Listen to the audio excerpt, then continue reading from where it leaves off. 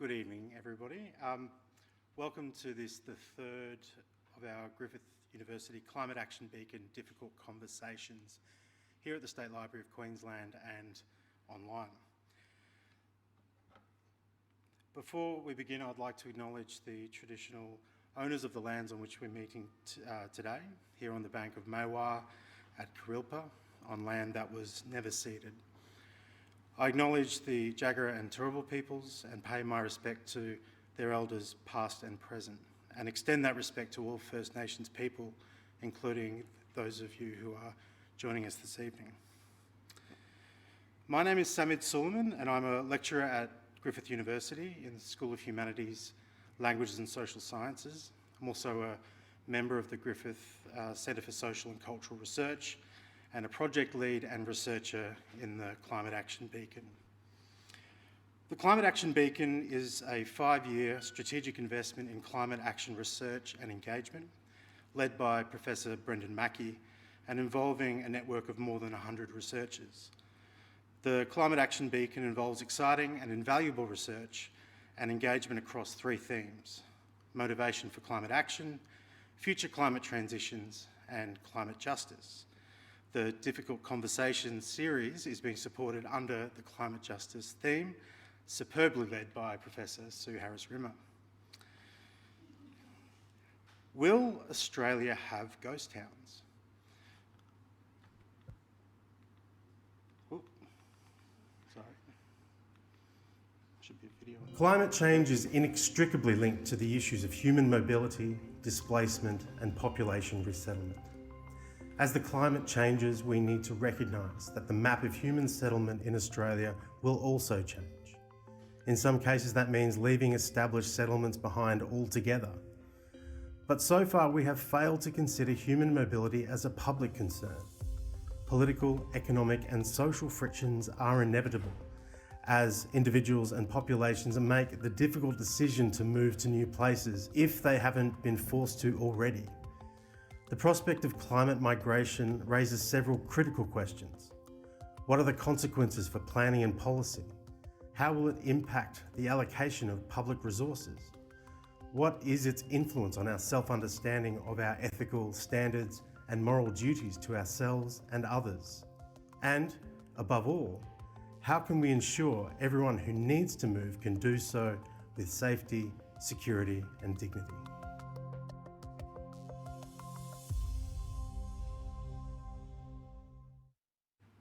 So in asking whether Australia will have ghost towns, we want to contemplate the ways that people might respond to the loss of place by moving within the Australian territory, and how we might confront climate mobilities emerging from beyond our sovereign shores. But we also want to resist the temptation to revert to deterministic and fatalistic discussions about climate mobility, which take for granted that the drivers of migration and displacement deny agency to those who move. We also want to resist the temptation to engage with the relationship between loss of place and population relocation purely in economic terms, wherein the viability and value of specific human settlements are only viewed through a narrow fiscal lens. Ultimately, we want to think about the connected concerns of loss of place and human mobility in terms of justice. Here we can invoke Mimi Scheller's concept of mobility justice, which, to quote, is one of the crucial political and ethical issues of our day. It focuses attention on the politics of equal capabilities for movement, as well as on equal rights to stay or to dwell in place. This, I think, is an important framework for thinking through climate action in Australia. Elsewhere, Scheller notes that mobility justice is not only personal or infrastructural, but also linked to national scale issues of migrant justice and transnational scale issues of climate justice. So mobility justice is a concept that can orient us to broader questions around climate justice and orient those questions towards movement in ways that we are yet to fully do so. So our difficult conversation will take ghost towns as a heuristic to think about, or think outside the box on human mobility in the context of climate change. and think critically about the relationship between place and people. In doing so, we want to trouble this question about ghost towns and explore further questions that have to do with migration and displacement, that have to do with the histories and futures of vulnerable places, and questions about loss and damage. So to help us do this, we have a wonderful panel assembled this evening. First we have Lara Kelly. Welcome, Lara, on the screen. Lara is a project officer Project Office of Integrated Catchment in Melbourne. The is from there. Within the Integrated Catchment Management team of the Victorian Department of Environment, Land, Water and Planning.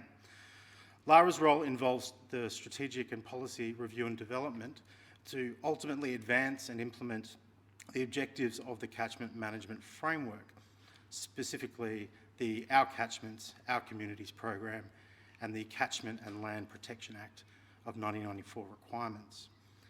Lara's work program currently involves the coordination and strategic review of the 2021 Regional Catchment Strategies Renewal process, working with 10 CMAs to ensure that these strategic documents align with state policy, support catchment stewardship and represent each region's specific and unique social, economic and environmental context. Next we have Rowena Maguire, who's an Associate Professor with the School of Law at QUT. Rowena is the Research Theme Leader of Systematic and Behaviour Change Platform within the Centre for a Waste-Free World. Rowena holds a visiting fellow position at Strathmore Law School, Nairobi, Kenya, and was formerly a research affiliate at the Cambridge Centre for Climate Change Mitigation Research. Rowena's research is primarily concerned with equitable design and implementation of climate and environmental law, with a focus on the land sector, specifically forest and agricultural regulation. Since 2016, Rowena has focused her research on the implications of gender action plans within the UNFCCC and has produced some of the earliest legal feminist papers examining gender and climate change. And last but not least, we have Professor Susan Harris-Rimmer, who is the Director of the Griffith University Policy Innovation Hub. She was previously the Deputy Head of School Research in the Griffith Law School, and prior to joining Griffith, was the Director of Studies at the ANU Asia Pacific College of Diplomacy. With Professor Sarah Davies, Susan is the co-convener of the Griffith Gender Equity Research Network, and Sue, as I mentioned before, leads the climate justice theme under the Climate Action Beacon. I'd also like to briefly acknowledge what I'm calling the Brook Brains Trust, a group of really energetic undergraduate, postgraduate and high degree by research candidates who met with me and us this morning to brainstorm some of the questions that I'll be throwing your way. So I'd like to give a shout out to Alana Williams, Brodie Verrill, Gemma Cobb, Ruby Stockholm and Montiana Chabot-Gibson, who is also an excellent research assistant if anyone needs one. Okay, so we're going to throw open the discussion. This might get a bit freewheeling. We'll start with some more structured questions, but I invite everyone, both here at the State Library but also online, to pose questions at any point during the conversation. If you're here at the State Library, feel free to make your way up to the microphone and I will field your question. And if you're online, please post it in the chat and I'll have Monty read it out. So just to get things started to our panellists, I'm going to ask a provocative and vague question. Will Australia have ghost towns? And if so, what do we do about it? Sue, would you like to start? I think Australia will. So I've written a piece for the Griffith Review talking about my own hometown, Coonabarabran in New South Wales, Central West New South Wales. And I was thinking through the kind of emotions I was feeling about the fact that my family, third generation, living there, we're going to leave Coonabarabran if they ran out of water one more time. And this was before the second lot of bushfires. And it was that idea of that places can become ghost towns without a particular moment or decision, or that people just get too worn down by the situation to continue. But it was the combination of running out of water and the bushfires that got to my particular family. And it got me thinking, because I used to be a refugee lawyer in a previous life and worked for UNHCR, I thought a lot about, I know a lot about why people make that decision to go when they don't want to, when they would prefer to stay. And usually it's a group of reasons. There will be kind of issues around what's best for future generations. There'll be ideas about what the current family can bear. There'll be issues about what you lose, but what you might gain in security by moving somewhere else. But the point a lot of Coonabarabran people would say to me is, where will we go? Can't afford to live in Sydney. Don't want to move to Coonamble. They're our arch enemy. So where do we go? And that was, no one had a really good answer to that. I think Australia will have ghost towns. In my travels around for the Deep Listening Tour for this project, we went to Mary Kathleen, which is the ghost town outside of Mount Isa, which was a uranium mining town that was flourished and then completely erased in the 1980s, but the uranium mine is still there and leaking. But right next to it is Mount Isa celebrating its centenary. You've got a lot of questions about what does the next 100 years look like for a town like Mount Isa. But also there are suburbs on the coast that have come out in the coastal hazard strategy as clearly extreme risk. And those communities are being told now, all kinds of communities from Noosa, Bribie Island, right up to far north Queensland, you'll be uninsurable, which we were talking about last night.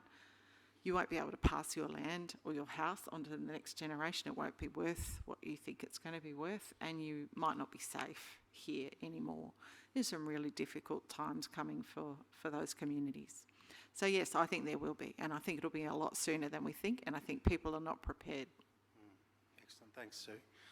Lara, I might throw over to you, given that you're working quite closely to the ground in terms of water management, which in some ways is an indicator, water security, water availability is an indicator of the potential longevity of some human settlements. Is that your feeling, that we're sort of moving towards a situation where more and more people will have to move due to things like water availability decline and its associated impacts? Yeah, hi all. Thank you for having me. I just want to quickly acknowledge that I'm calling in from Wurundjeri country, so I'm in North Melbourne.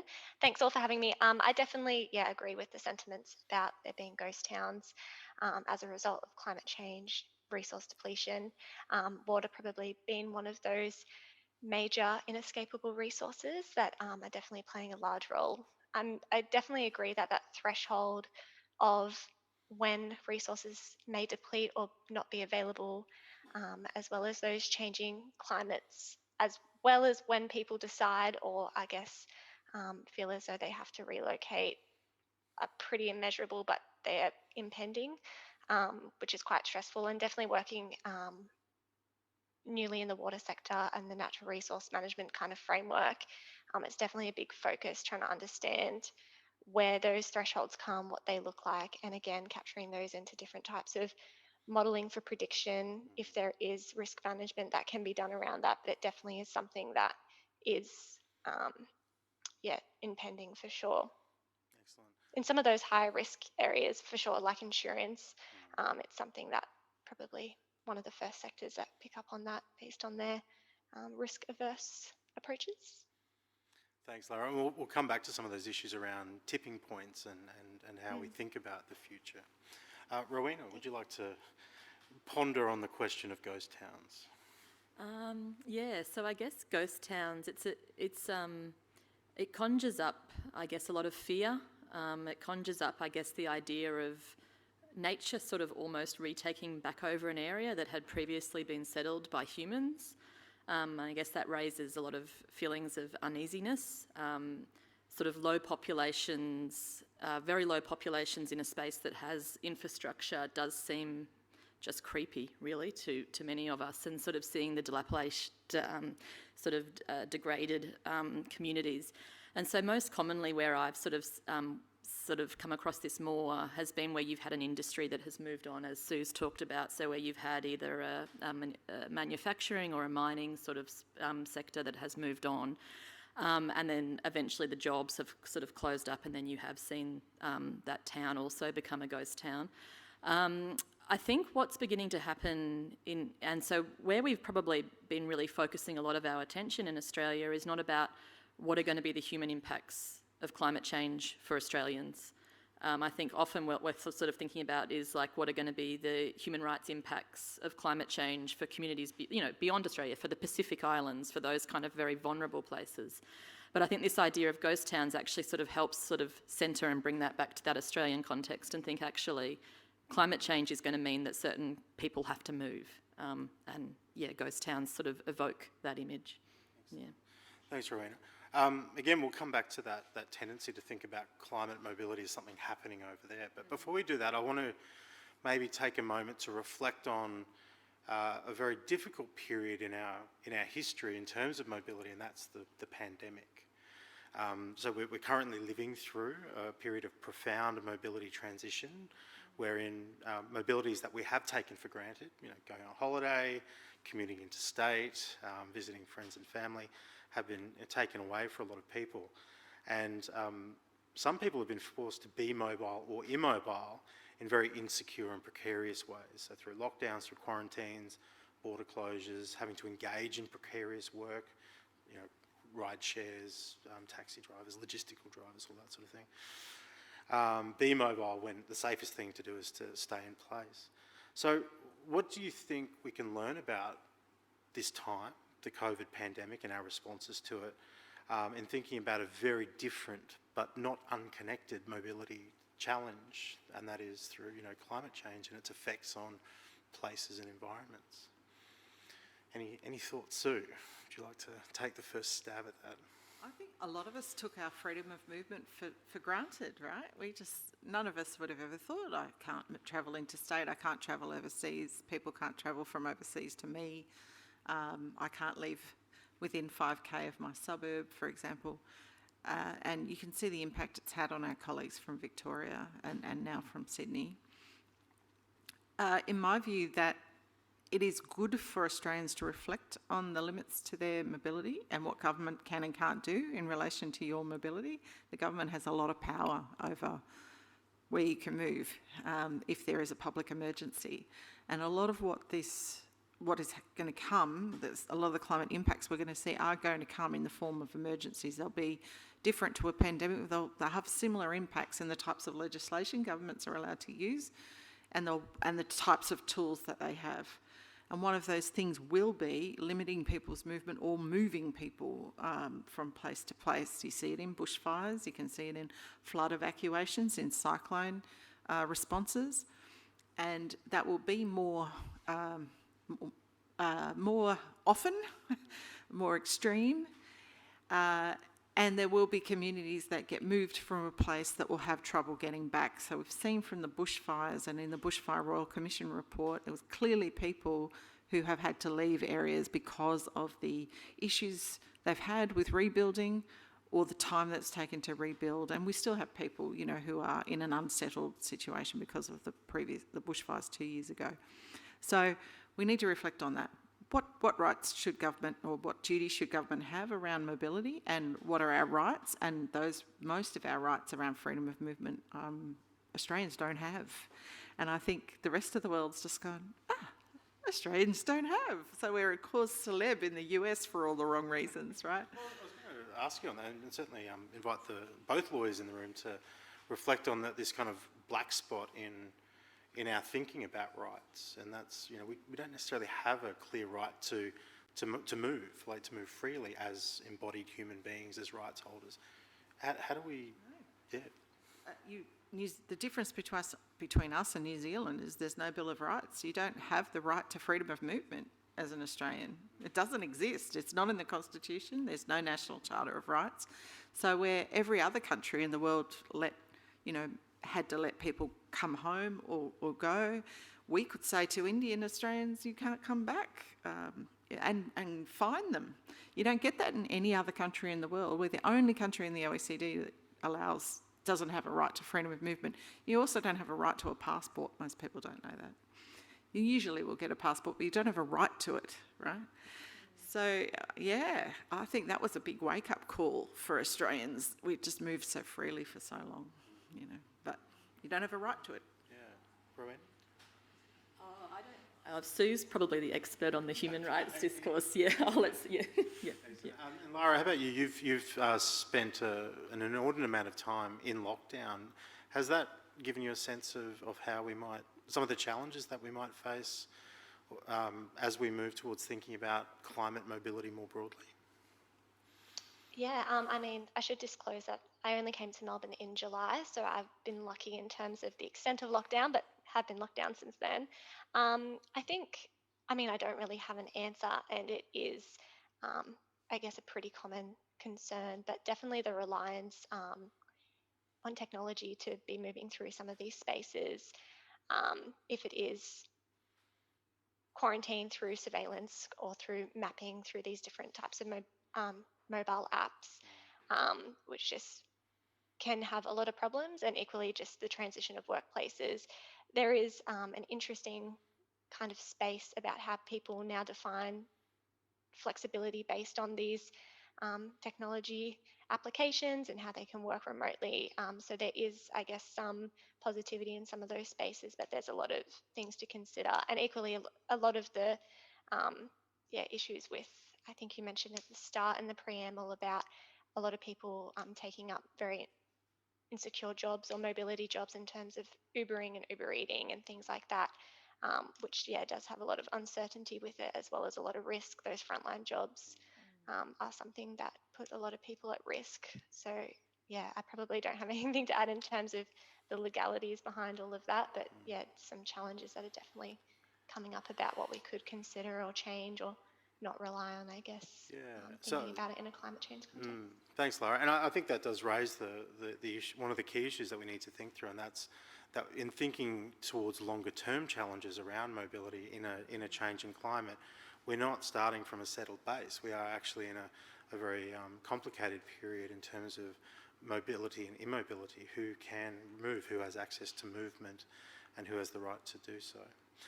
Looks like we've got a question from online, so I might throw over to Montiana and get you to read that one out, please. Sounds great. So this one's from Murray online. Hi, Murray. Murray's identified that given that the world history and archaeology is peppered and ingrained with ghost towns, and currently our government isn't prepared to act, is the key discussion more on the terms of migration? Interesting. Anyone want to take a swing at that? It's happening, so we were discussing the IOM report today. There's massive climate mobility happening now, people having to move, particularly in sub-Saharan Africa, but also Bangladesh, Pakistan.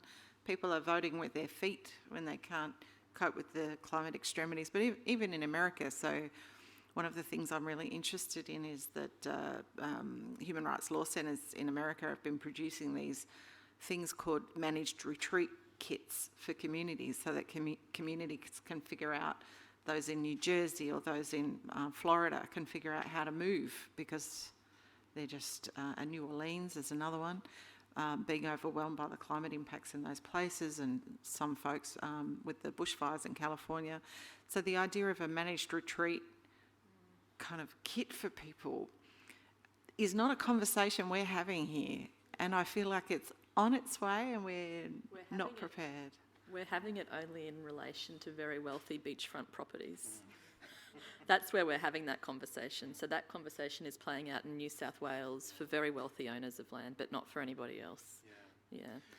And I guess this is, where we see issues around climate change and its impacts intersecting pretty strongly with, class and social position, having the ability to access the resources to be able to either stay in place safely or be able to move without too much cost.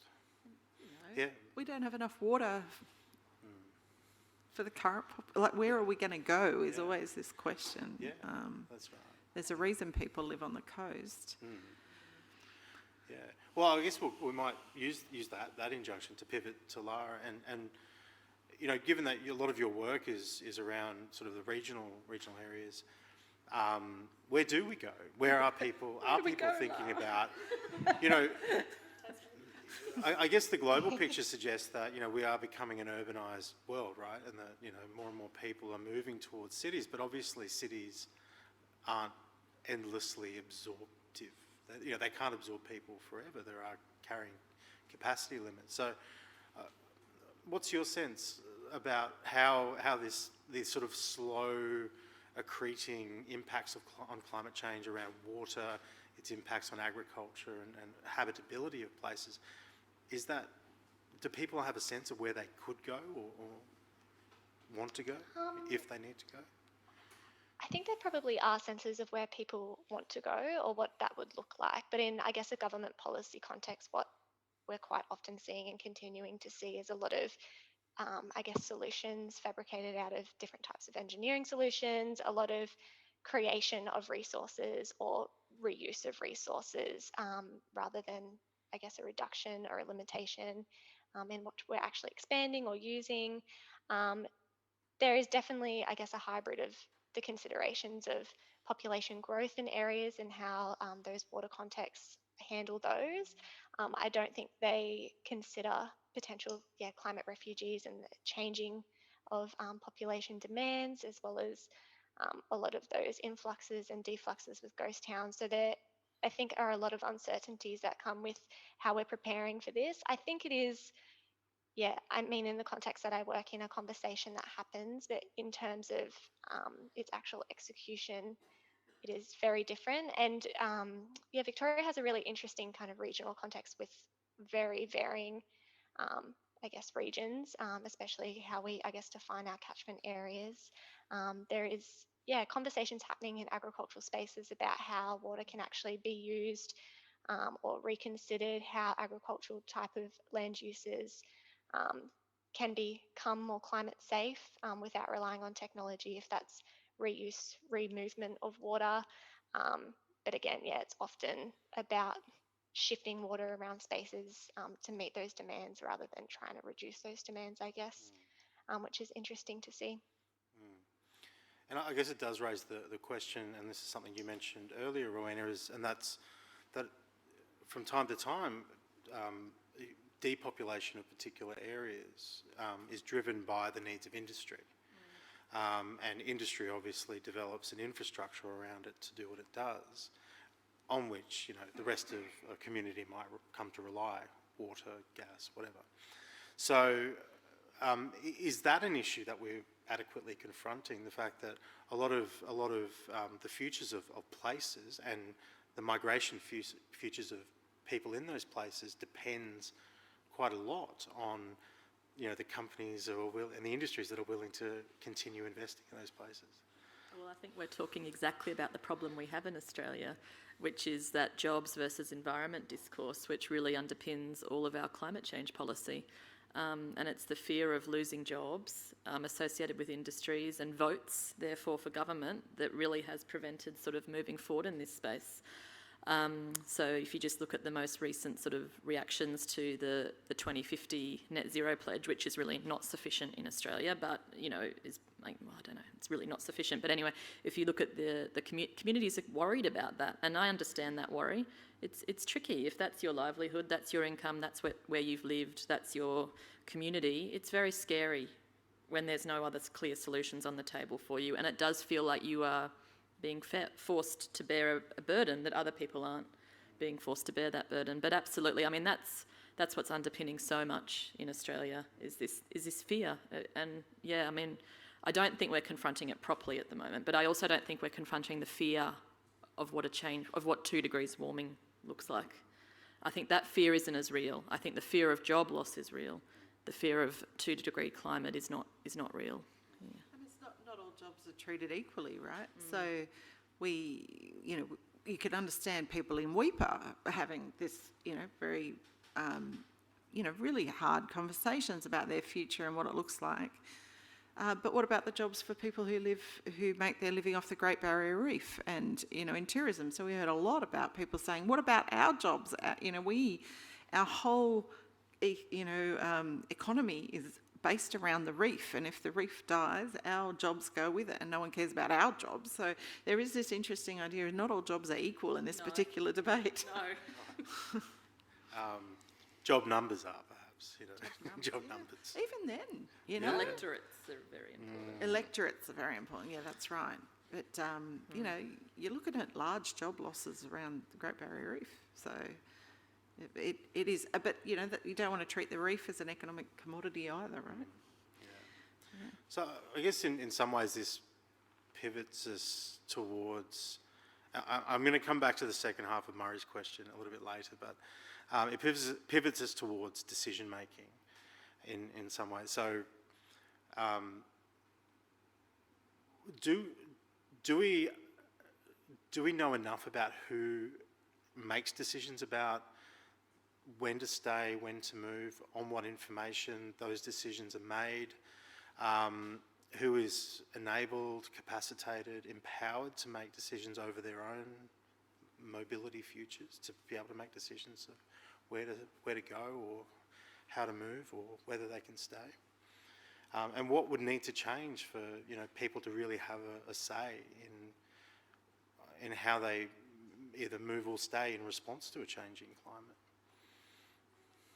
I don't think we've done enough to help people visualise what the information means for their community.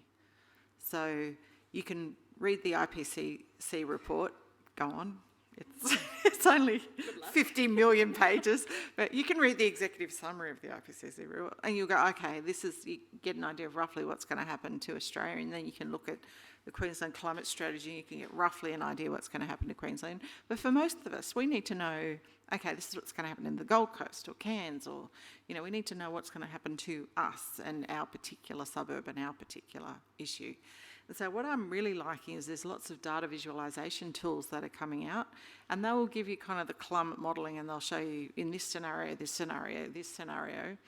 There's a new tool that I like called climate valuations, where you can put the address in of a house you're going to buy, and they give you a report about the risk of living in that particular place. That's useful stuff, but you have to go looking for it. So if you want to buy in Rocklea, if you want to buy a house in Rocklea, you will get a report that says, be warned, this was under floods in Brisbane, and you need to know that, and so it's buyer beware. It was a flooded area, that's going to affect your insurance, and you get a lot of information to help you make a decision about whether you want to bear that risk by living in that suburb or not.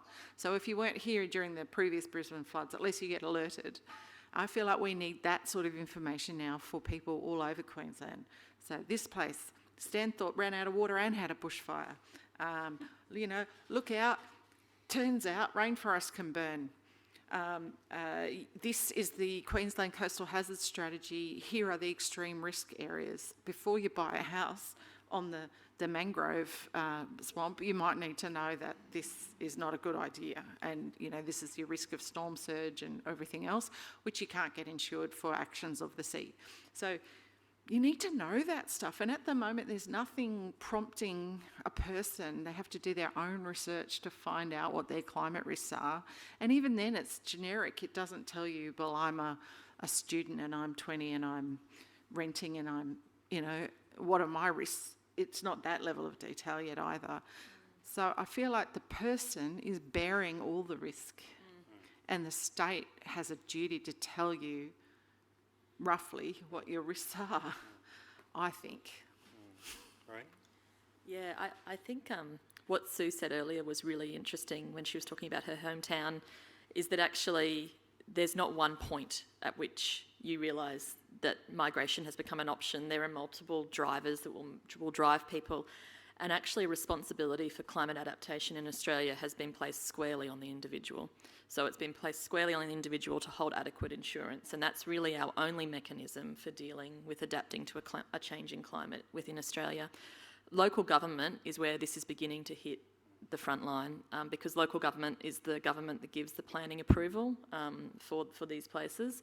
But this is they're only liable in terms of new developments that they're approving. They haven't got liability for developments they've approved pre-having climate change knowledge. But local government is very conscious now about approving development in an area that is risky because of the liability that will arise from that.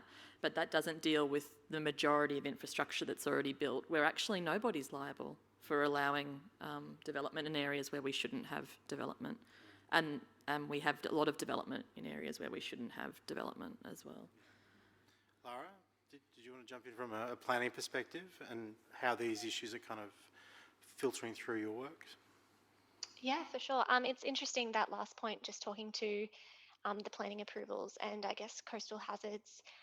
It's really interesting to see, and it probably goes back to that earlier point about who is getting protected. And it's in Queensland, I guess a lot of the coastal regions have, I guess, a protect philosophy behind how they work around protecting infrastructure that is public, private, water on the edge of coastals, if that's retaining walls, a lot of the engineering infrastructure, and how that, I guess, forms the basis of a lot of policy decisions about protecting some of that previously approved, probably shouldn't have been approved areas of development. So there is a lot of, I guess, displacement that can come with kind of bearing the costs for individuals as well as governments that come with a lot of that protect philosophy, I guess, rather than some New South Wales towns which have committed to retreating, relocation, replacement, some island towns that, I guess, look at supporting the actual relocation of people in some of those areas. But yeah, I think also just in terms of some of that uncertainty, which definitely has played out in the pandemic and which has had, I guess, different effects on people and their understanding or trust, I guess, in science, information, fact, long-term planning.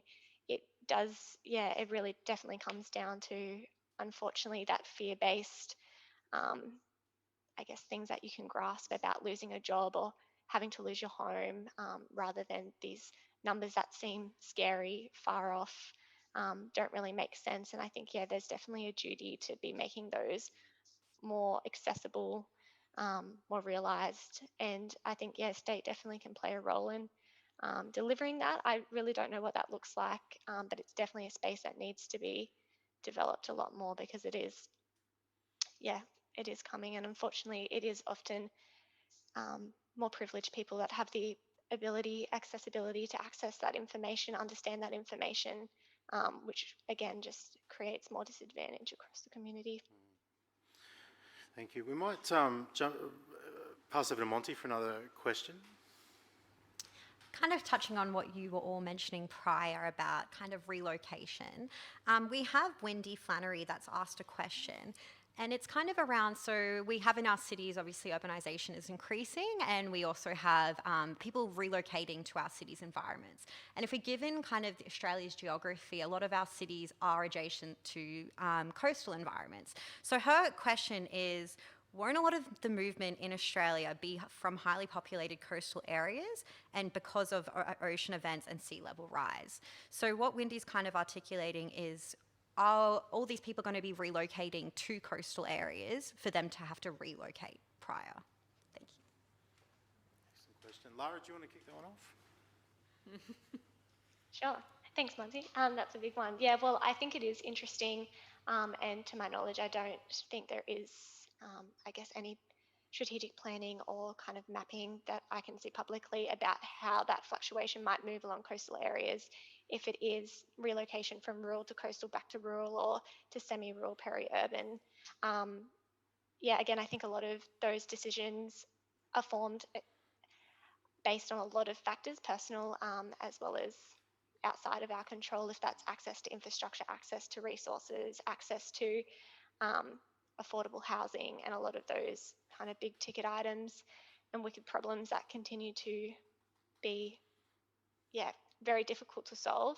I think there would be, yeah, I think in Queensland with a lot of this protect, I guess, philosophy, I think there is a likeliness, and I think they are, those kind of coastal areas with high population growth predictions are definitely planning for high population growth, protecting that infrastructure. A lot of investment moves through those. areas. So I think there definitely could be a large influx in coastal areas, also with climate predictions, water accessibility, some of those key resources. In terms of agriculture and food security, not sure how that looks, because a lot of those coastal areas have been, I guess, the best areas to be making food and food. And yeah, I think there's a lot of things to consider. So I don't really have a clear answer on that one, I'm afraid, but hopefully that spits some ideas. Thanks, Lara. But of course, the coastal urban places are intimately connected to some of the regional remote places that we've been referring to already. Particularly through agricultural systems. Most cities rely very heavily on other places to provide the inputs for life. And that's perhaps something that we need to think about a bit more as well. Yeah. So I just had a response to Wendy. I was thinking a lot of what we heard on the deep listening tour was this idea of, people might have to be more nomadic and seasonal in the way they plan their lives.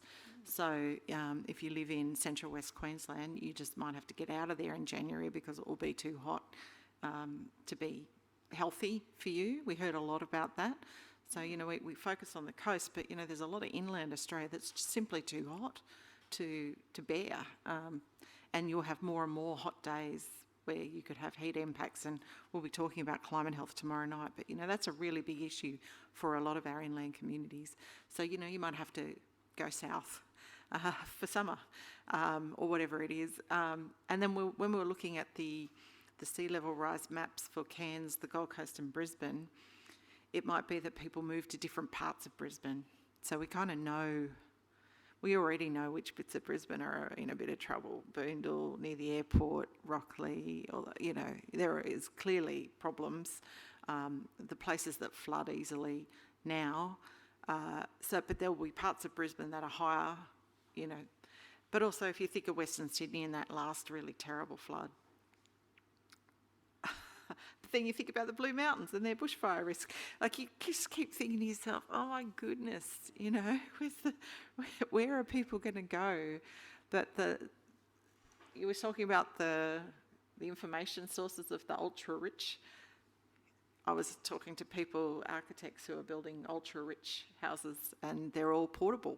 And I thought, Very nice.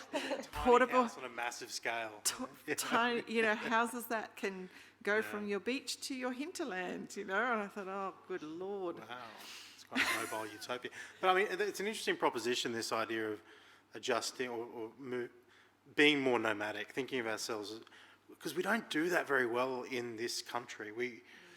For a long time, society, politics, culture has been really suspicious of people who move. And this is like deeply anchored in Western traditions of political thought and all that sort of stuff. But you can just look at, our attitudes towards migrants or migration policy to have a sense that we're a bit suspicious, or, what some people, we're a bit kinetophobic. We're a bit worried about movement. So it does beg the question, if we're moving towards a period in our national history where we might need to move around a bit more, both to be comfortable but also to survive and perhaps prosper. How do we change our political situation where people's rights are by and large anchored by attachment to place, permanence, and having an address? How do we shake that up, Rowena? It's a big one. Yeah. Well, it sort of brought me back to what you were saying earlier about COVID and the restriction of movement. In some ways, I think there were some positives to come out of COVID. So I do think that there was a slowing down. There was certainly some environmental gains in terms of COVID, in terms of reduced emissions from travel and other factors. I think there was that probably slowing down and that connecting with local and community, that being that space and connecting into those areas as well. And then obviously those kind of technology developments that have also occurred. So I think all of those factors that resulted from the pandemic probably are the kinds of tools and strategies that we would need to embrace if we were going to move towards a more nomadic lifestyle. I was thinking as well about if you look at when emissions have peaked in Australia, it has been when we have settled in places and developed industry and infrastructure and jobs. That's what has actually peaked emissions. But I don't know that having this number of people on the move and the level of comfort that we would be after would actually help emissions in any way. Like yeah. It's all McMansions on semi-trailers. Yeah. We all go to Tasmania every January. Right. How the Tasmanians going to feel about that? Yeah. Not great, I'd imagine. Yeah. Not great. But I mean, I think, less travel in some ways is actually a good thing for the environment. And actually, I think the busyness that we all, you feel very busy moving and around all the time, but actually stopping and thinking is actually really good. And I know not for everybody. I know absolutely there have been groups where those restrictions have been absolutely dreadful. But I do think that there is that need to pause a little bit about what we think as progress and what we think of as I guess, success. For our insurance workshop, some courts just released a report, and it was thinking about how people have moved because of COVID. So you might not know, but Queensland was a big winner in internal migration. So we had thousands of people come, the biggest net migration Queensland's ever had.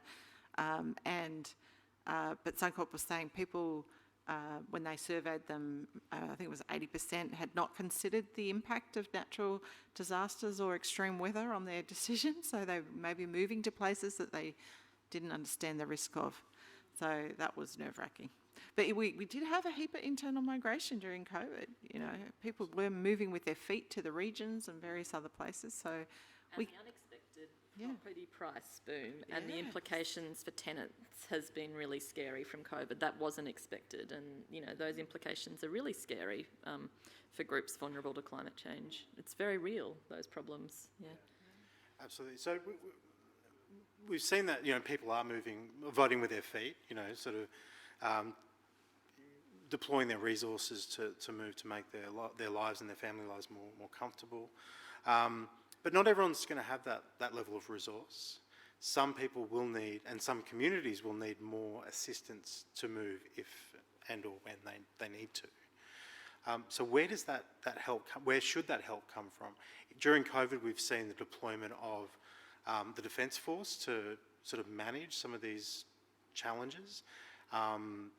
We don't necessarily want to go down that rabbit hole today, but it does raise the question of what supports can and should government provide in times of what we might call mobility emergencies. Do we just rely on the Defence Forces to redistribute resources and deploy logistical networks and drive heavy trucks and all that sort of stuff, or do we need to think of other ways to do this? So? Well, I think disasters should be responded to by civilians. I pretty much think civilians should be doing everything, and that we should leave the defence out of those sorts of equations. But the reason we use them is because they have the only proper logistical capability that the state has. And so what we need to do is build our civilian logistics capability. And, we need to build that fast. And it was one of the recommendations that came out of the Bushfire Royal Commission report, something similar to FEMA. And until we do that, we're going to keep relying on the ADF, who maybe don't have the soft skills we need for this kind of arrangement, right? And it's not fair on them to keep making them do that type of work either. It's not what they trained for. They're trained for other things. So I think that what I don't want to see is communities. What we talked about, there's ghost towns, but there's also the feeling of being ghosted. What I feel like is communities experience disaster after disaster. They're told their coastal hazard risk is going up, their insurance goes up by triple, but no one actually offers any help at all. They get ghosted by the state. They're just fending for themselves. We can't have that. There's at least got to be a conversation. There's at least got to be stakeholder engagement about, Mackay, this is what your future looks like, possibly. Let's have the conversation as a stakeholder group, as opposed to let's wait till things are too hard to handle and then we leave people to their own devices and, we just let them cope, as we pretty much did for the bushfires, right? So, we've got to have a better response than that. I know we've all forgotten about the bushfires because of COVID, but, the consequences are still ongoing for so many of our colleagues in New South Wales and Victoria and Binnaburra and other places as well. Lara, do you want to jump in on this? Yeah, thank you. Yeah, I definitely agree that I guess the acts of enforcement shouldn't be, I guess, the fundamental way that we are approaching some of these situations. I think touching on what Sue's just mentioned is this, I guess, act of stewardship or owning your own resources and knowledge and being able to collaborate. The majority of unionism and working together to try and understand these resources, I think it definitely should be at as localized as it can be at a civilian level, but in terms of collective movement about educating as well as learning how, we have these conversations, how we deal, how people are impacted by movement. Can they move? Why can't they move? What are these issues that come with that? So yeah, I definitely think the conversations need to start happening, and then that capacity building really needs to be following about how we can enable that actual change, that resource support, if it's relocation funding, definitely has to be a collective. Excellent. We've got a question from the floor. Natalie? Thank you. This is such a fascinating chat.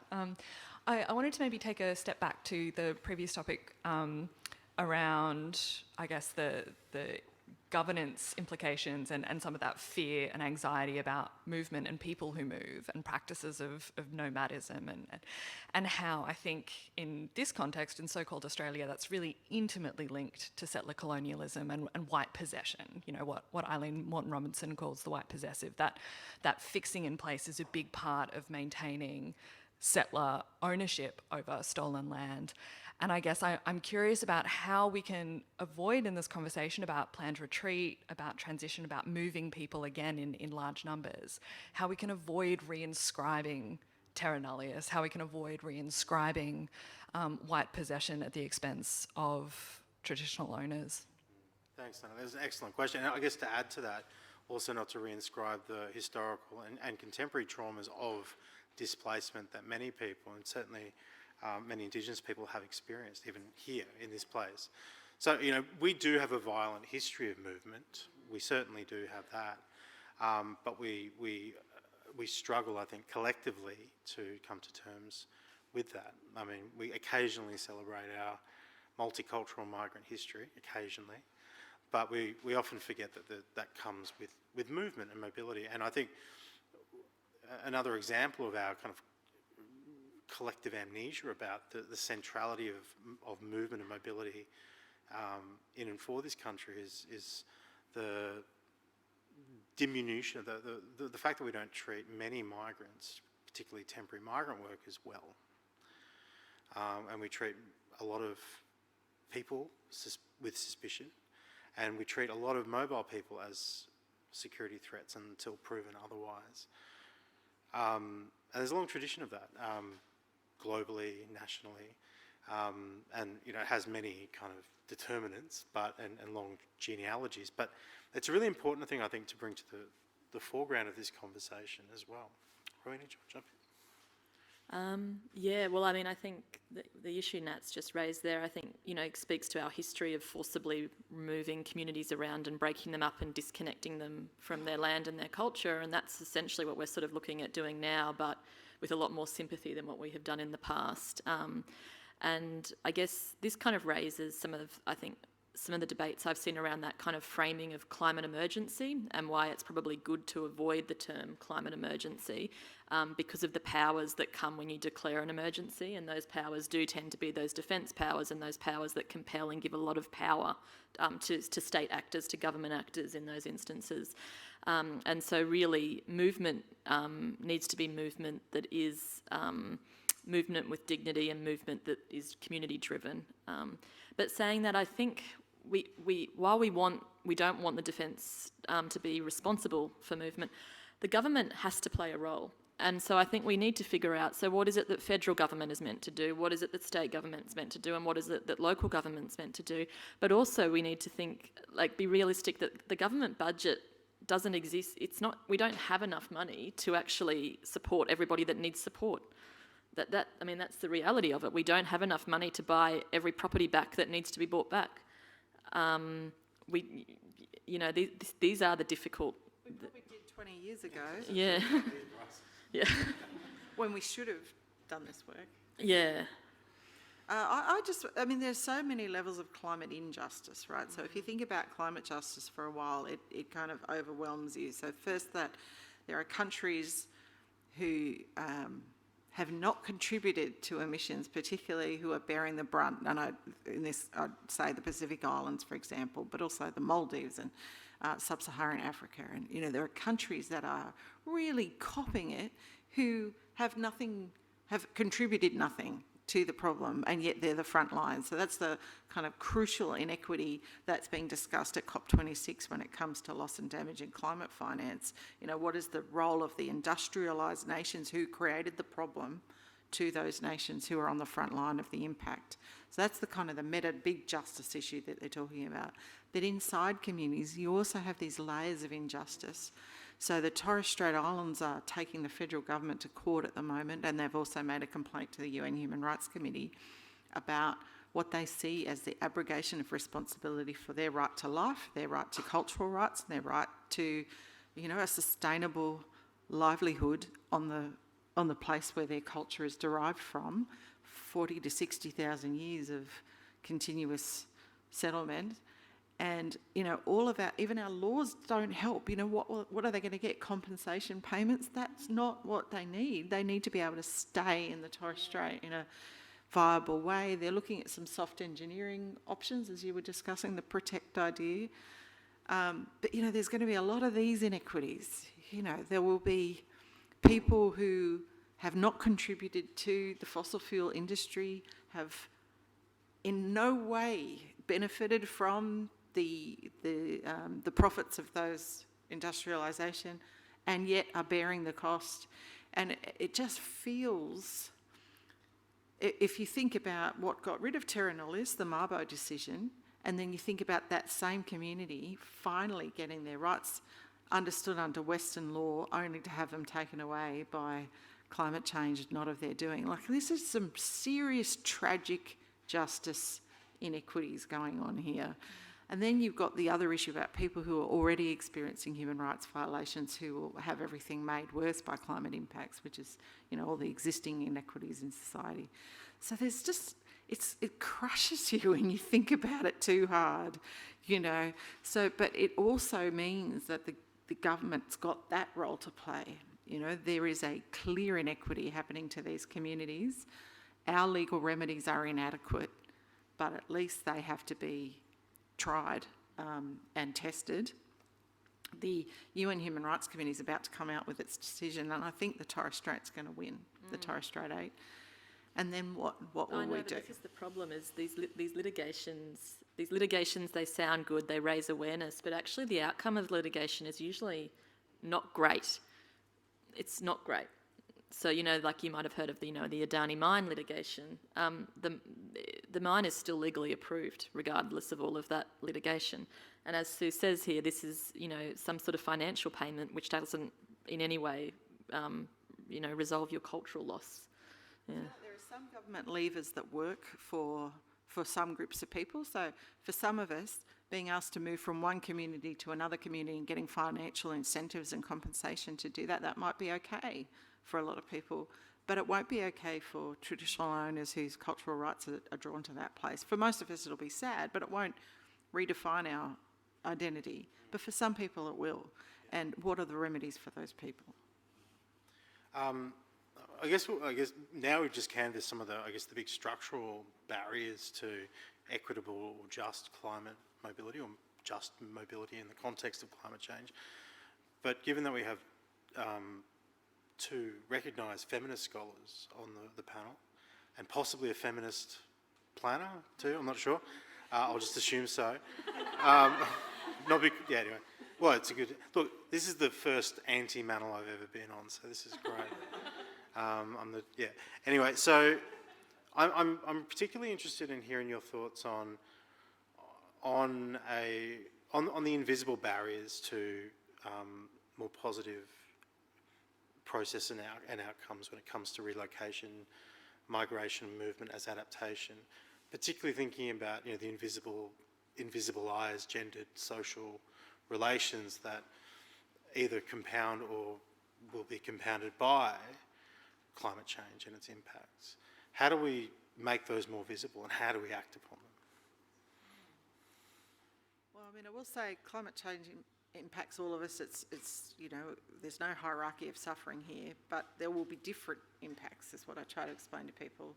So, for example, we already know that women do worse than men in emergencies, and it's not because they're inherently vulnerable, it's because they have less power generally, less access to information, assets and so forth. So we know after the Indian Ocean tsunami it had much worse impacts for women than men.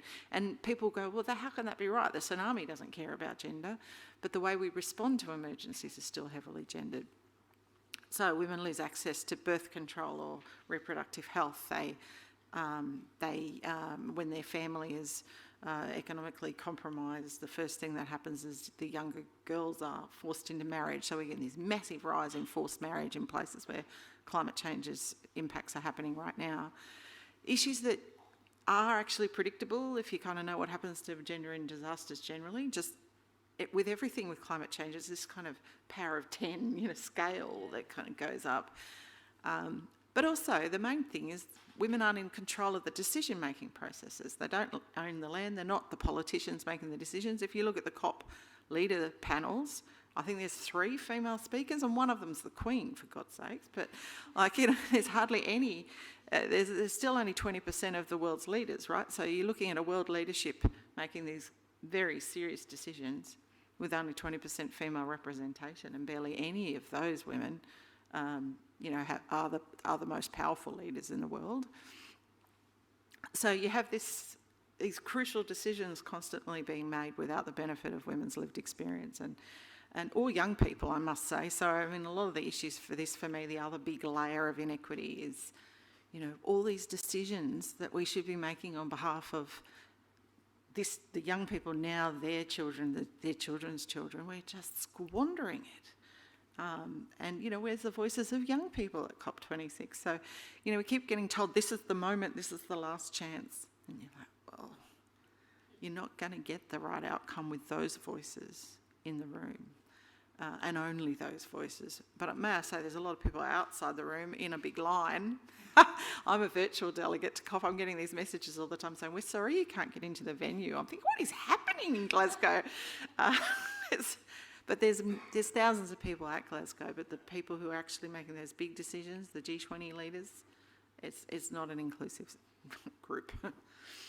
Lara, how does this issue look from your perspective? Yeah, I mean, I definitely echo everything Sue has said there. I think as well on the other side, I think there is a shadow of decision makers that aren't transparent or recognised as the actual decision makers. And apologies if I'm off point here, but that sit outside politics, but very heavily influence politics through industry, through ownership, and through a lot of those system outside of the system things that we don't always comprehend. So I think it's definitely a large exercise of trying to identify and do some truth telling about who makes these decisions, how they're made, some transparency around that, as well as trying to redress a lot of the injustice. I think in some sense bringing to the forefront these stories or this storytelling about the pain, about the issues that are coming. And it's just heartbreaking when you see a lot of these traditional owners who still don't live on their own country and may in the near future be given some of those rights, given some of those water rights, just to be given secondhand poor country, secondhand poor water that actually doesn't fulfill any of their needs, their cultural requirements, their connections there. So I think it's a large exercise of, I think, probably led through some sense of storytelling, communication, empathy. But yeah, a lot of truth telling, I think, will support some decisions and maybe some conversations around it. Excellent. Thanks, Lara. Rowena? I'm resisting the urge to go really deep on ecofeminism here, so I'm trying to keep. Don't resist it. Don't resist it. Okay. So I guess where I'm sort of looking at it is sort of coming in at our relationship with nature, and so our relationship with nature is one of mastery and domination. And so ecofeminism is sort of saying, look, there's parallels in the way that we've historically treated nature, and there's and that we treat the other. And the other being Indigenous communities, women, and anyone else is the other. And then so if we look at that relationship of mastery and domination, it's this idea that we can control, and it's this idea that we actually have the right to control as well. And so then if we look at what are the solutions that we need to resolve any problems that are arising as a result of this mastery, the solutions are always, in the climate adaptation space, the first solution is a very easy solution because it means we have to do nothing. It means we just gather more information. So the first solution, or the knowledge that we need, first of all, is always about data collection. It's saying, we need more data, more data. And data is usually collected from a specific, it's not collected social data, it's usually very much the hard science data that is collected. Then the sort of next sort of knowledge that is valuable is any sort of, if you can quantify it in terms of economic loss, that's very valuable. So that kind of economic modelling is considered to be valuable knowledge. And then the third knowledge that's sort of considered valuable is a knowledge around technologies. So what are those technological solutions we can implement that there's profit to be made from, that we can actually use here to solve these problems that we've kind of created. And so that's where we see things like false promises like carbon capture and storage, and we also see these kind of the crazy stuff that's going on in the Great Barrier Reef with shooting stuff up into clouds and trying to grow fake coral and just madness, and millions and millions of dollars being poured into these technologies. But the knowledges that we don't value are those softer knowledges, are those knowledges of people, are those knowledges of histories and relationships, and are basically the knowledges of the other. And I don't know that that has anything to do with displacement, but I just, There's a link to be made there. Good, for sure. good, yes. But it does. I mean, it does raise those questions. So we often think about population relocation as, at least at the first level, a technical issue, right? This is one where we apply planning practices, work out all the sums, figure out the infrastructural demands, but that of course doesn't capture the totality of human experience when it comes to renegotiating the relationship between place and a new place and moving in between those. We know who's homeless now, and that's heavily gendered. Yeah. So we know who's homeless now. It's women over 50, right, who don't have super. And we know that it's teenage queer kids, right? They're the face of homelessness. It used to be men, able-bodied men who couldn't get work, but now it's women over 50 and it's kids. So, if we know those people are homeless now, then we can sort of project that that's going to affect people's mobility issues. Yeah.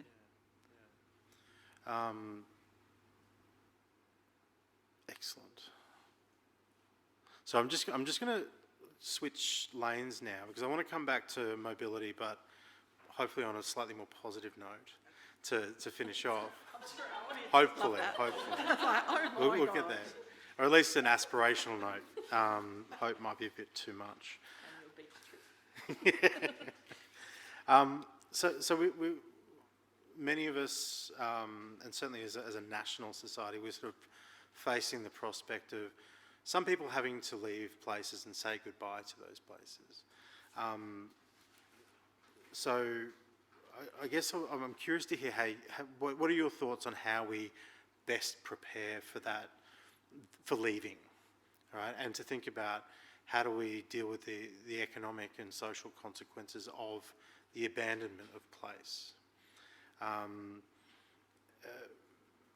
What are we actually abandoning when we're abandoning place? And how do we negotiate that as a society? So, when I worked for UNHCR, we used to go with refugee communities. So, for example, when I worked in East Timor, you'd go to West Timor, where there were lots and lots of refugees from East Timor, and we'd take them on what were called look-sees. So they would come in, they'd go to their old village, they would see the state of it, and they would be protected, so they'd feel safe to come back and look where they lived, and then they could kind of make decisions about whether they wanted to come back or not. But this idea of, you should let people have a look-see before they take the big decision. And, a lot of refugees say goodbye to the places they love. And so most of my professional career has been listening to people talk about that. And, most people I've spoken to over the years have said, no matter what happened to them, and it's terrible things. If you're hanging out with a UNHCR lawyer, bad things have happened to you, right? But they always say, I will love to go back one day. I'd love to see it under a different circumstance. Maybe one day I'll see it again. And I think that idea of the hope of return, or the hope of, reflourishing, is really important to people.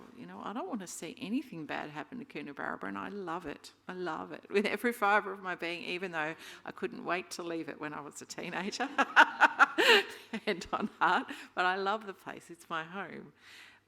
But, people have got to live, right? They've got to thrive. And sometimes you have to say goodbye, but it doesn't mean that you don't keep a connection in your heart, and that you hope for return. So, I'm a human rights lawyer. I'm madly optimistic about the future. I have to be. I can't get out of bed in the morning otherwise. So I think that idea of hope, future hope, that the next generation will sort some stuff out, and there will be, an ability to return, or the ability to also memorialise. A lot of what I've seen in refugee communities is they memorialise places in really beautiful ways. So that's what the human heart does. Rowena? I guess I'm thinking about how you say goodbye to your home. So your home could be a variety of places. It's not necessarily where you're born, it's not necessarily where you're from, but it's where you feel at home, it's where you feel a sense of community. And it's really hard to ask people to say goodbye to their home.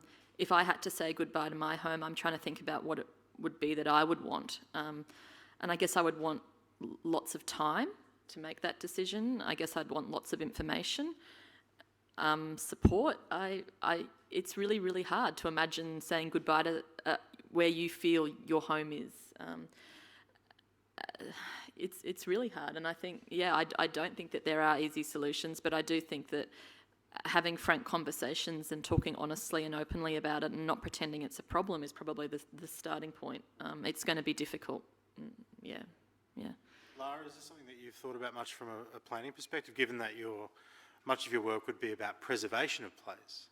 How do you think about abandonment in those terms, in your professional life? It's quite interesting to reflect on, I guess, how I value home, place, and moving from the Gold Coast to Melbourne, that automatic assumption that I would go back, I would see it in the future, near future, far future. It would always be something that I know, I talk about, holds a dear place. But in some of those placemaking frameworks and those decisions and how you visualize and discuss and strategize, some of that context is a really different approach, and I don't think it is usually approached with that empathy and that personal understanding. It's often about how can we make this, I guess, preserved, but I don't think it always comes with the understanding of how could you preserve that maybe internally and have to move on. So I don't think I have much to add in terms of what Rowena and Sue have said, but I definitely think it's conversations that have to start, and has to be a support, a lot of discussions, information about that, and time would be absolutely ideal if that's a factor we can achieve.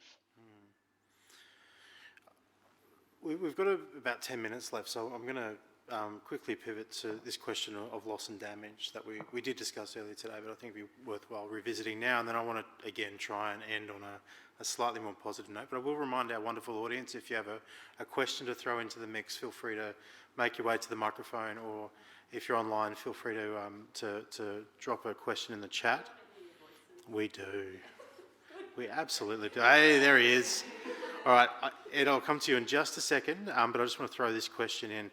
So COP26 is happening right now. One of the big sticking points in global climate governance and politics at the moment is this question of loss and damage. How is this included under the UNFCCC framework? What are the rights and duties and responsibilities of states and the international community when it comes to compensating vulnerable states and communities for losses and damages due to climate change? And Sue spoke about the Torres Strait Island case and the incredibly disastrous impacts that climate change is having on the communities of the Torres Strait. So I guess my question is, how do we, and in some ways this relates to this question of place and leaving place, how do we compensate people, or how do we recognise our collective culpability in the conditions that force people to move, under conditions of climate change? How do we wrangle that problem in both national and international affairs? Gosh, I mean, hearing from some of the Pacific Islands saying that their libraries are being destroyed and their libraries have the only copies of particular books or particular artefacts that are really important. The idea that we could let that happen is really unthinkable, but it's happening. Graveyards, so Torres Strait Islanders talk about their grandmother's bones being washed away at the moment. It's just awful. And so I think this idea that there is a collective duty to maintain the cultural rights of others under threat is really important. I know UNESCO has released a paper on this. The Special Rapporteur on Human Rights and Climate Change has released a report on this, and it's really crucial. So if we can't keep the land, which I still hope we can, but if we can't, we've got to put all our resources into collating the culture, protecting the culture, preserving the culture. Now, in a lot of those places, the culture are the people. It's an oral tradition or whatever it is. You need to keep those people together and safe and archived, and So that is the least we can do. Bear witness for people, help them capture what they have now. I feel like that is the absolute minimum the international community should be prepared to do. The Climate Fund pledges this week have been pathetic. They're meant to get to a particular level. They're not even halfway there, and that's with all the pressure of COP26 on them. That the kind of compensation they need I've heard from some of my Pacific Island colleagues, build a new island, because the Chinese are good at it. I love that. I was like, oh no. But, you might not be able to create the space in the same way, but you can capture what is the heart of people's culture, and we should throw everything at that. I think, sort of coming at it a little bit more legally on loss and damage, but also wanting to leave you time for your question. If you look at the place of where loss and damage sits within the COP negotiations, is it sits off in a corridor. It's not in the important place. So it's not actually where the power and authority and decisions are. And if you also look at any of the language that's adopted around loss and damage, there's no word of liability, there's no word of responsibility, there's no word of compensation. And so loss and damage, again, gets very limited. So there will be a study to look at non-economic loss and a study to look at economic loss. And again, so what we see in loss and damage is, again, this data. So, we need to go and get data to figure out how bad that loss is so that we don't actually have to do anything. And so if we begin to actually think, Sue's very pragmatically talking about how do we actually action this and do something about it, any decision on loss and damage in the climate negotiations the wording is so heavily negotiated that it's meaningless. You read it and you think, what does that mean? You don't even know what loss and damage means when you read these decisions. It doesn't mean anything. It doesn't actually relate to a person. It doesn't relate to anything that anyone's experiencing. It's so abstract that I think that's part of the problem, and that where it sits within the negotiations is it sits in the part where the big player, like Scott Morrison's not going to be at that negotiation. It's not the part where the power is in the negotiations. It's the part that's tacked on. Yeah. Fuzzy human rights section. Yeah. Yes, those documents are very dry. And so are the negotiations, mind you. I'll throw to Ed for a question before we head to the end game. Thank you. I think you've kind of touched on it really anyway. The previous topic you were talking about, that sense of saying goodbye, and many of us are migrants in this country, and I am one as well, and it made me think about saying goodbye. And I wonder if there's a sort of issue of scale and how you do it, and there's, if I can take my community with me, right, whatever that looks like to an individual, maybe it's that little bit easier.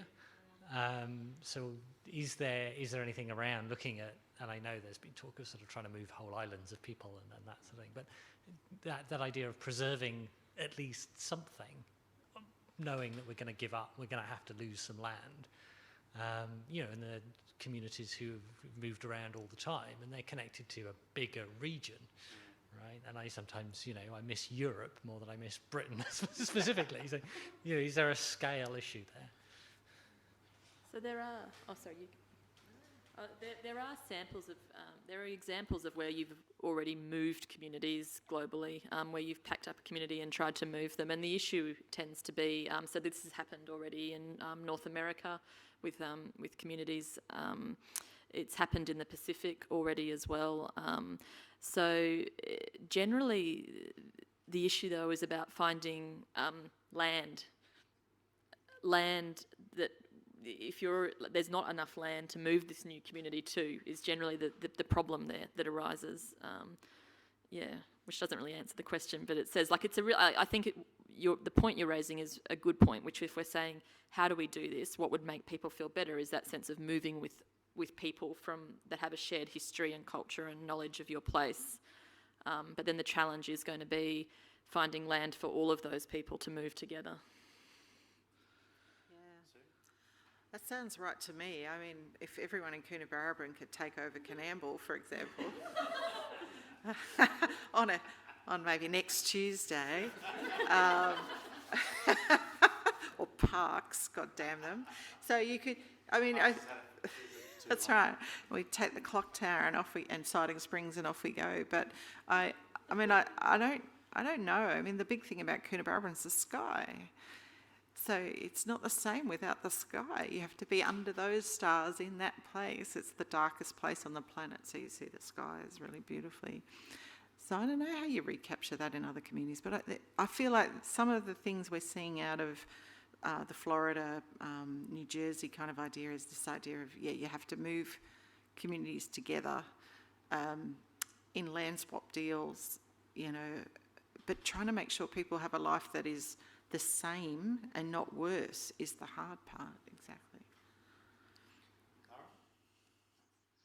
Yeah, thanks. I probably don't have much to add either, more probably a question within a question, but I think, how we're defining these communities and these community networks. I know personally there's immediate localised communities, I guess, where I'm living now, but I wouldn't particularly define myself as part of that community. And if everyone in my building and street were relocated, I don't know if that would, definitely have the same impact. Probably not. No. So I think there's, definitely, That's a really important issue. yes, I mean, there's definitely importance in those social connections, and I think they come through a lot of different avenues, and a lot of community networks. But defining that community is probably just a question I put back. Well, I guess it's the great quandary is that we, in any of these discussions, we're never speaking or thinking or acting from a particular subject position. We're all embedded in place. We're all part of more local communities. We're all, most of us rather, are citizens, or have access to the rights of citizens or citizen-like rights. We might identify with regions or with a particular international community, whatever it might be, but we always operate at different scales. And that's something we haven't really thought much about when it comes to climate change and human mobility, because we think it can all be contained within the nation, or it can all be contained in particular jurisdictions or LGAs or whatever it might be. There's an instinctive separation between internal migration and external or international migration. See this in all of the migration-related documents in the UN, the IOM, etc., etc. So there are a lot of habits that we need to really kind of think about and critically reflect upon before I think we can look this thing in the eye and really confront it. We've only just got a couple of minutes left, so I'd like to end on a hopeful note. And this is a question to everyone, are there ways that climate mobility can be a positive response to climate change? And on a related point, how do we become better hosts for those who have to move? Rowena.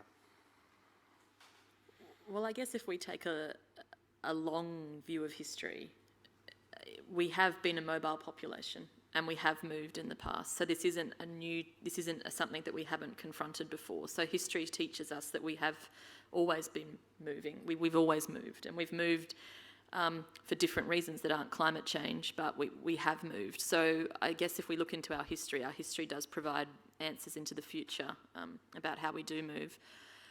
In terms of becoming better hosts, I think we really just actually need empathy.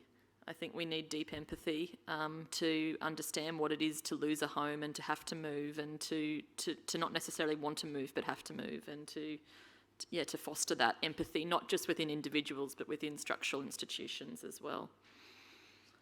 I agree with that. If you think about the COVID response, and sitting here in Queensland with one of the lowest infection and death rates in the world, Queensland is extraordinary. If you look at the data on COVID infections around the world, we are a very special place. We haven't had the ravages of the pandemic that other places have had, and there's been sacrifices to achieve that. But generally speaking, the community has made a whole range of decisions that protected the most vulnerable in the community. So people have taken it on themselves to do things they didn't want to do to help protect more vulnerable people in the community. That is a good sign for us, I think, to say there was enough social cohesion, there's enough knowledge of disasters. We're pretty good at disasters in Queensland, that people went, right, this is what I have to do, I will do it. Good communication, I will stay home, I will get vaccinated, I'll abide by the rules. It was for a particular period of time, and everyone kind of was waiting for it to end, of course. But it shows that we have that ability to put the good of the whole community above our particular interests, and that we could look after each other when push came to shove, and we're going to need all of that in the next 10 to 20 years. Lara?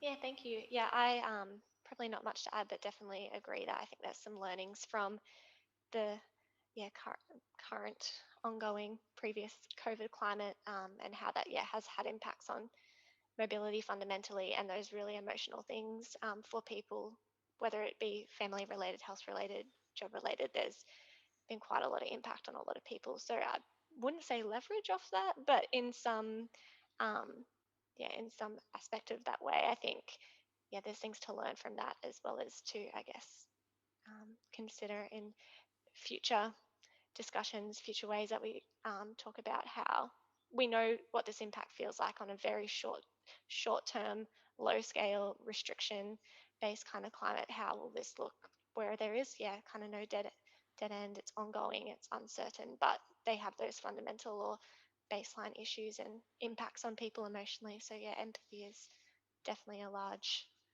factor, I think. Wonderful. Well, on that empathetic note, we might draw things to a close. I don't know what this means.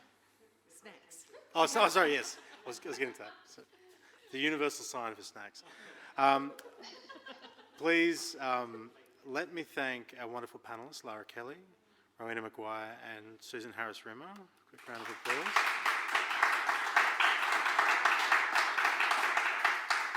Very, very stimulating conversation, hopefully the first of many more over the next few years. Thank you to the State Library of Queensland. Thank you to the Climate Action Beacon and Griffith University. Thank you to our wonderful audience here at SLQ and online. For those of you here, you're invited to join us for some refreshments, snacks. Just around that way on the river deck. We'll just follow us and we'll guide you there. I'm sorry to our online audience, we'll have an hors d'oeuvre in your honour. But enjoy the rest of the week, and thanks again for coming along.